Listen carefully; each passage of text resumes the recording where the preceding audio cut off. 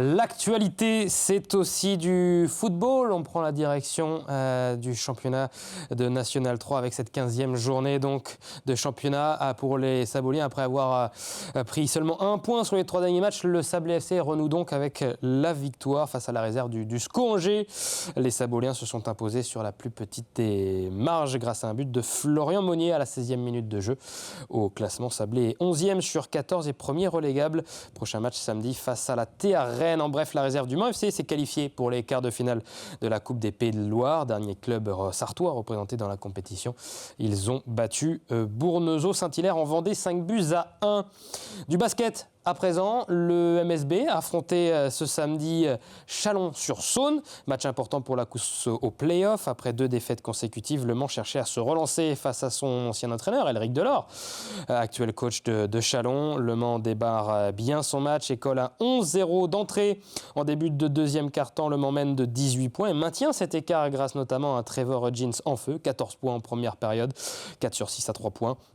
52-35 à la pause. Au retour des vestiaires, le Mans continue avec David Diléo qui enchaîne 3 shoots dans le corner. 24 points d'avance. Les joueurs de Guillaume Vizade se mettent gentiment à l'abri d'un retour de Chalon et poursuivent leur récital avec une victoire au bout de 26 points, 112 à 86. On notera la belle prestation encore une fois de Trevor Hudgens qui sort de ce match avec 19 points. Écoutons les nombreuses réactions donc après cette rencontre et le MSB qui renoue avec le succès. J'ai vraiment l'impression qu'on s'est fait, qu'on s'est vraiment fait battre à la plate couture. On a un début de match qui est entre guillemets mauvais. Hein. On les met dans une confiance dès le départ. Avec des bons joueurs qu'on avait ciblés mais que malheureusement on laisse scorer assez facilement au début sur des oublis ou des erreurs. Si tu regardes bien, ils n'ont pas beaucoup de tirs très ouverts. Après les autres, oui. Après on a volontairement préféré protéger plus la raquette là-dessus.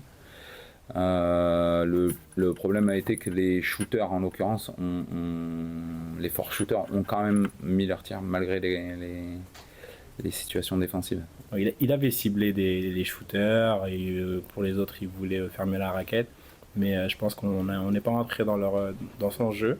On a été concentré sur nous-mêmes, on a appliqué ce qu'on a travaillé toute la semaine, on les a bien attaqués. Que ce soit dans la raquette, on a bien circulé la balle sur le tir à 3 points, dans la raquette en post-up, dans les drives, ils n'ont pas su nous contenir. Donc quand on attaque une équipe sur plusieurs points différents, c'est aussi difficile de tenir le rythme. On a mis aussi de la vitesse, donc je pense que c'est ça aussi qui fait la différence.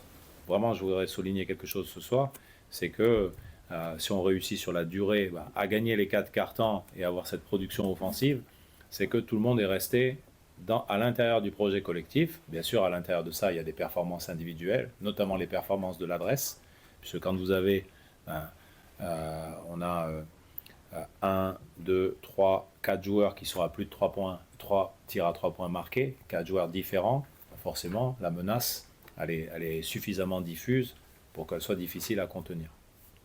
Et une 11e victoire pour les joueurs de Guillaume Vizade qui place donc le MSB à la 6e place au classement de ce championnat de Betclic Elite. Le prochain match des Manceaux, ça sera ce vendredi donc en Leaders Cup, place au quart de finale de cette compétition. Vendredi à 13h, les Manceaux affronteront Cholet, actuellement 2e.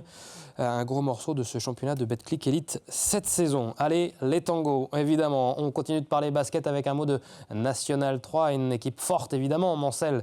C'est la Jalte, 15e match et 15e victoire pour les Jaltais qui continuent de se balader en National 3. Donc victoire nette, encore une fois, 95-72 face à Salertaine, un mal classé. Navid Niktash termine meilleur marqueur avec 29 points. Eh oui, Mustapha Diop qui a enflammé la salle avec un gros dunk. Vous allez le voir dans quelques instants, les Manceaux qui sont toujours largement le leader de leur championnat. Regardez, Moustapha Diop ce alley-oop, donc magnifique. Il a fait kiffer la salle de la Jalte. Donc en plus derrière, le gros shoot primé et le show Moustapha Diop. Bravo donc aux Jaltais qui s'imposent 95-72 face à Salertaine et qui continuent leur joli déroulé en championnat. L'équipe féminine de Saint-Pavin, les Pavinois, défaite seulement de 2 points pour les joueuses de Guillaume Coubeau qui essaieront donc de retrouver la victoire lors de leur prochain match.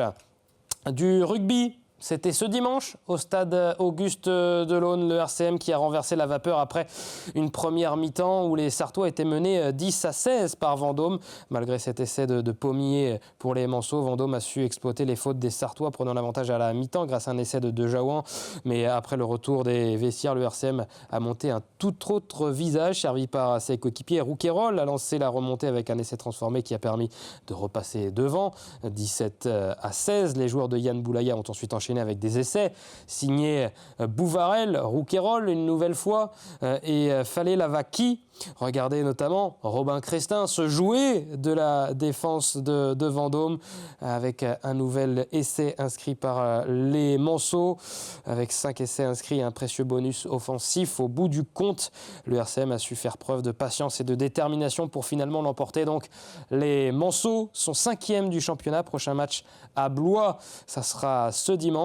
Blois qui vient d'ailleurs d'infliger une lourde défaite à l'Entente La Ferté-Bernard Nogent le Rotrou 13-48 avec ce dernier essai, il me semble, signé Lilian Rouquayrol qui a cru jusqu'au bout contrairement aux joueurs de Vendôme et voilà, qui vient aplatir. Essai un petit peu gag mais essai quand même donc pour le RCM qui sort avec une belle victoire.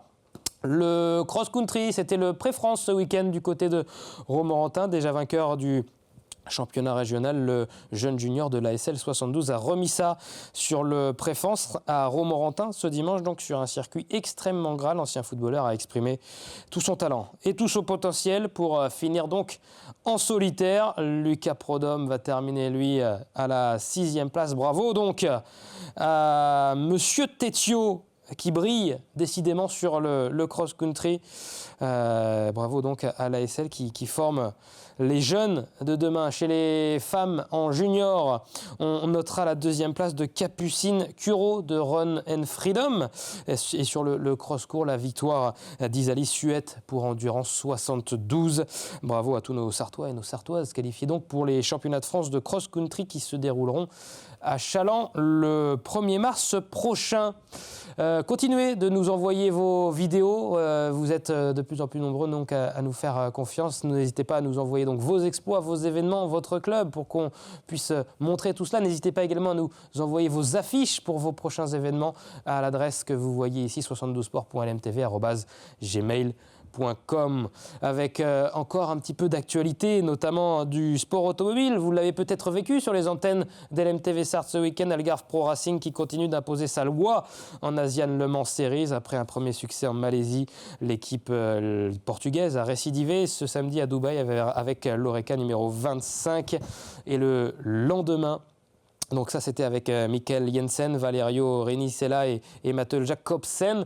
Et le lendemain, la voiture sœur donc s'est également imposée avec la numéro 22 et un joli duel sur la fin de course qui les opposait avec le Français qui semblait tenir la victoire sur son Oreca numéro 22 donc, mais un tête à queue dans les dernières minutes a bouleversé le scénario et c'est donc l'Algarve Pro Racing qui s'impose avec l'autre voiture de cette écurie portugaise, confirmant ainsi que c'était l'équipe à battre en LMP2. Prochain rendez-vous, ça sera à Abu Dhabi ce week-end et ça sera encore à suivre sur les antennes de LMTV Sarthe samedi, départ à 12h, arrivée à 16h et puis dimanche, la 2e course d'Abu Dhabi, départ à 13h, arrivée à 17h. Soyez au rendez-vous, bien évidemment, si vous aimez le sport automobile. Dans la 3e partie de 72 Sports, on parle tennis de table avec nos 2 prochaines invitées, Élodie Nivelle et Claire Clavier, joueuses de Le Mans Sarthe Tennis de table. A tout de suite.